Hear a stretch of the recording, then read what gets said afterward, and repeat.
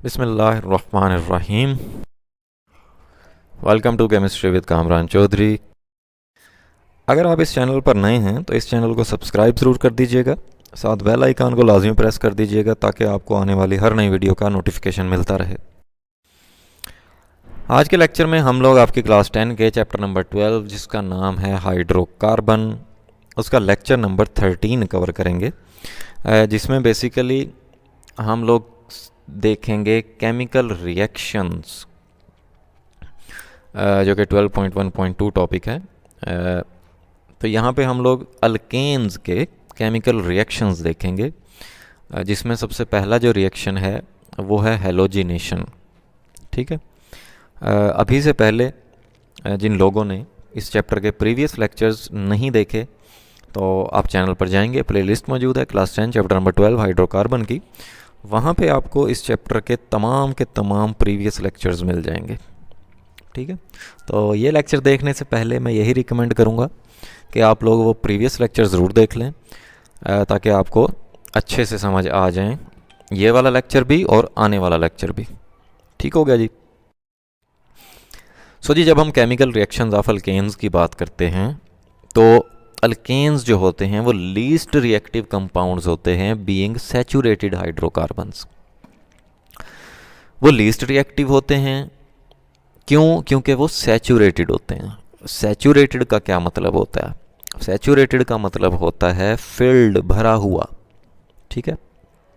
अब यहाँ पे अल्केन्स में क्या चीज़ भरी हुई होती है? तो यहाँ पे आप देखें, सबसे पहले ये इस डायग्राम में मैंने आपको थोड़ा सा मैं रिव्यू दे देता हूँ। अल्केन्स जिनका जनरल फार्मूला होता है CnH2n+2। अल्केन्स हाइड्रोकार्बन की एक फैमिली है जिसमें कार्बन कार्बन के दरमियान सिंगल बॉन्ड होता है और इसका फार्मूला क्या होता है? CnH2n+2 general formula. इसमें जो n है वो रिप्रेजेंट कर रहा होता है नंबर ऑफ कार्बन्स को। ये हम ऑलरेडी देख चुके हैं। अब पहला जो मेंबर है अल्केन फैमिली का वो CH4 है, मीथेन।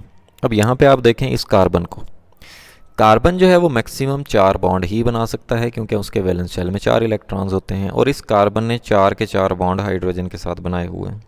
ठीक है। तो इसका मतलब है हम कहेंगे कि कार्बन की यहाँ पर वैलेंसी फुलफिल्ड है। कार्बन ने पूरे 4 बॉन्ड बनाए हुए हैं, मज़ीद ये कोई बॉन्ड नहीं बना सकता। ठीक है। भरा हुआ है कार्बन, जितने इसने बॉन्ड बनाने थे वो बना लिए। तो इस वजह से हम लोग कहेंगे इसको कि this is a saturated hydrocarbon. ठीक है। इसी तरह से इथेन की अगर आप बात करें C2H6 की, तो यहाँ पे भी आप दोनों कार्बन्स देखें, दोनों कार्बन्स ने 4 बॉन्ड बनाए हुए हैं। ठीक है। इस कार्बन और इस कार्बन ने भी। ठीक। तो सैचुरेटेड की आपको दोबारा से समझ आ गई होगी। However they give reactions at high temperature. जैसा अभी हमने कहा कि अल्केन्स सैचुरेटेड होते हैं, ये लीस्ट रिएक्टिव होते हैं, रिएक्शन नहीं करते, लेकिन ये रिएक्शन करते हैं कब? At high temperatures. टेम्परेचर जब आप ज़्यादा प्रोवाइड करते हो, ठीक है, तो जाहिर है फिर बॉन्ड टूट जाते हैं। अच्छा, यहाँ पे हम लोग सिर्फ अल्केन्स के ना 2 रिएक्शंस डिस्कस करेंगे, पहला हेलोजिनेशन और दूसरा कंबस्चन। तो आज के लेक्चर में हम लोग हेलोजिनेशन को डिस्कस करेंगे। तो सबसे पहले हम लोग डिफाइन कर लेते हैं कि हेलोजिनेशन होती क्या है। Halogenation is the replacement of A hydrogen atom by A halogen atom in A molecule.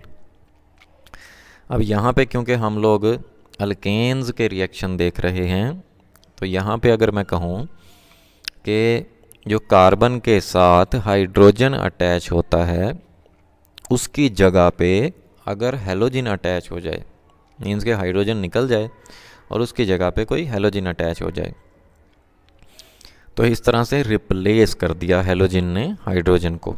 तो ऐसे रिएक्शन को हम लोग क्या बोलते हैं? रिप्लेसमेंट या सब्स्टिट्यूशन रिएक्शन। ठीक है। तो अब हेलोजन ऐड हो रहा है हाइड्रोजन की जगह पे, तो बेसिकली ऐसे रिएक्शन को फिर हम हेलोजिनेशन बोलते हैं कि हेलोजन रिप्लेस हो गया। ठीक है।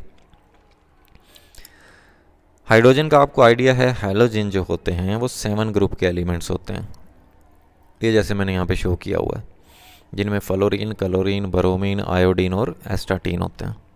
ठीक, तो इन 7 ग्रुप के एलिमेंट्स को आप क्या बोलते हैं, हैलोजेंस बोलते हैं। ठीक,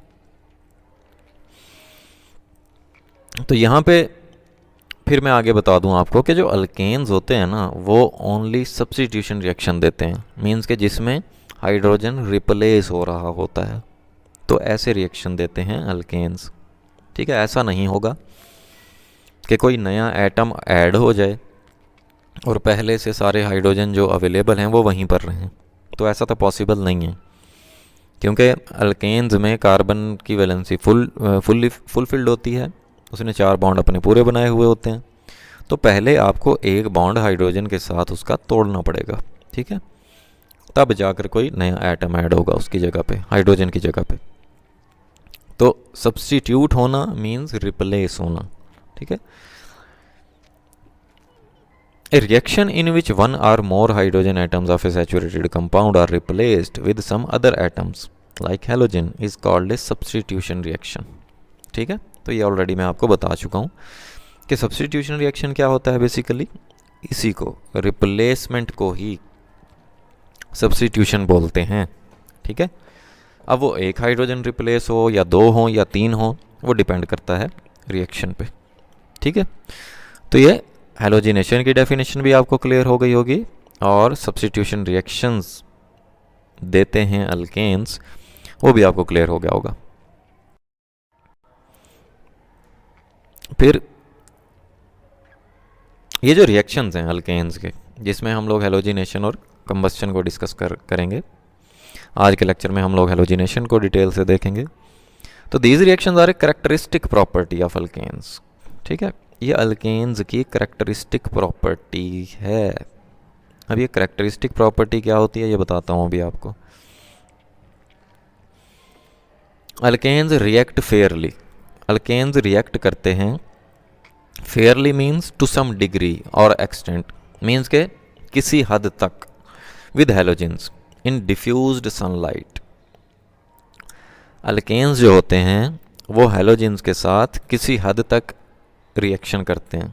ठीक है, तो आप ये कह लें कि मॉडरेटली, मतलब ना बहुत ज़्यादा तेज़ रिएक्शन होता है ना बहुत ज़्यादा स्लो रिएक्शन होता है। ठीक है, जबकि in dark there is no reaction. अच्छा, अंधेरे में अगर रोशनी नहीं है तो अल्केन्स हैलोजेंस के साथ रिएक्शन नहीं करते। तो जैसे मैंने अभी आपको बताया कि डिफ्यूज्ड सनलाइट में अल्केन्स स्लो रिएक्शन करते हैं हैलोजेंस के साथ। ठीक है, जबकि अंधेरे में कोई रिएक्शन नहीं होता अल्केन्स का हैलोजेंस के साथ। ठीक है,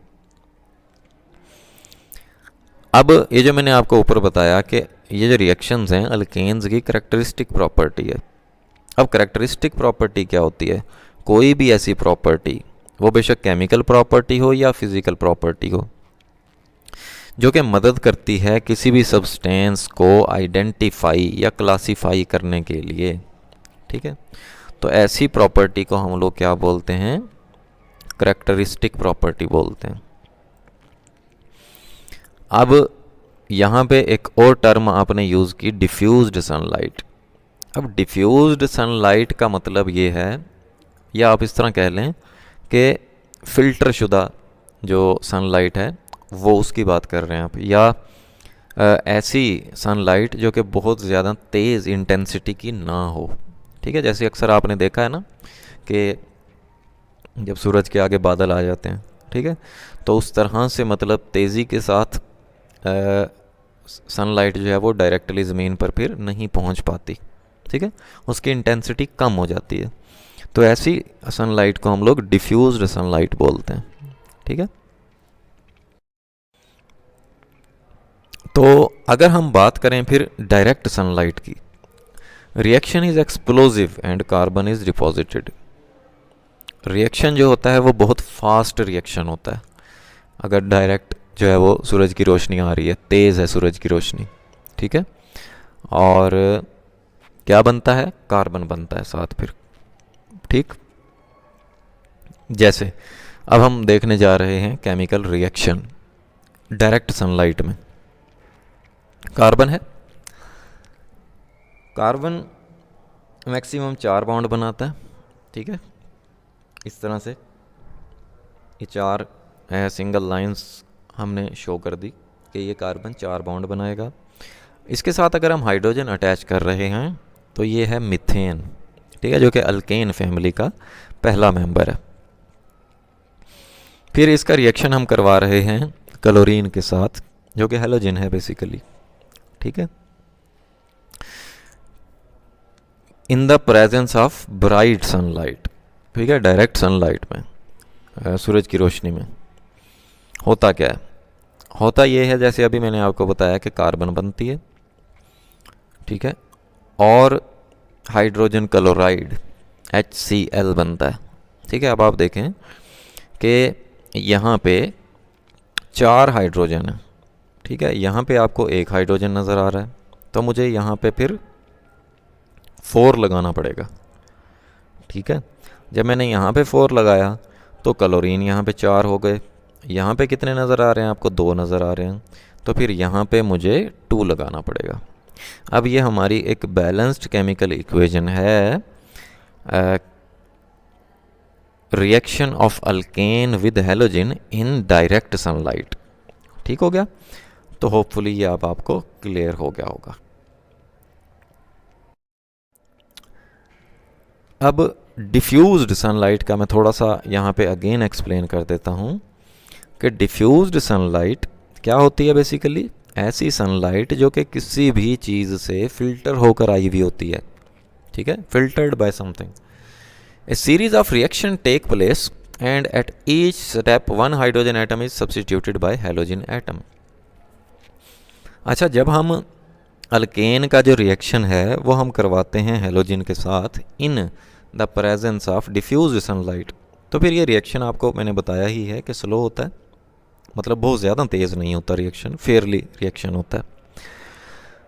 तो ये रिएक्शन जो है वो स्टेप्स में होता है, और हर स्टेप में आप देखेंगे कि जैसे कार्बन के साथ 4 हाइड्रोजन अटैच है ना, तो हर स्टेप में हम एक एक हाइड्रोजन निकालते जाएंगे और उसकी जगह पर हम लोग अगर हैलोजन क्लोरीन यूज़ कर रहे हैं तो हम क्लोरीन लगाते जाएंगे। ठीक है, जैसे यहाँ पर मैंने लिखा हुआ है कि so that all the hydrogen atoms are substituted 1 by 1 by halogen atom. तो तमाम जो हाइड्रोजन के एटम्स होंगे वो सब्स्टिट्यूट, वो रिप्लेस हो जाएंगे हैलोजन एटम के साथ। ठीक है, अब चलते हैं हम लोग केमिकल रिएक्शन की तरफ, जो कि है मीथेन का क्लोरीन के साथ reaction in the presence of diffused sunlight. इसका स्टेप 1 देख लेते हैं कि जैसे मैंने अभी आपको बताया कि 4 जो हाइड्रोजन होंगे मीथेन में, वो 4 के 4 हाइड्रोजन वो रिप्लेस हो जाएंगे क्लोरीन एटम्स से, और ये 4 स्टेप्स में काम होगा।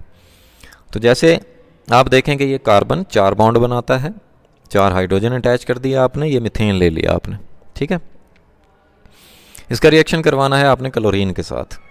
ठीक है, in the presence of diffused sunlight. अब होगा क्या, होगा ये कि यहाँ से ये हाइड्रोजन रिप्लेस हो जाएगा क्लोरीन एटम से।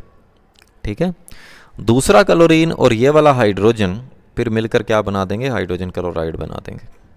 ठीक है, जैसे ये हाइड्रोजन मैंने रिमूव कर दिया और इसकी जगह पे मैंने क्या अटैच कर दिया, क्लोरीन अटैच कर दिया। ठीक है, अब यहाँ पे Cl2 है, मीन्स के एक क्लोरीन तो आपने यहाँ पे अटैच कर दिया, दूसरा क्लोरीन और वो हाइड्रोजन आपस में बॉन्ड बनाएंगे।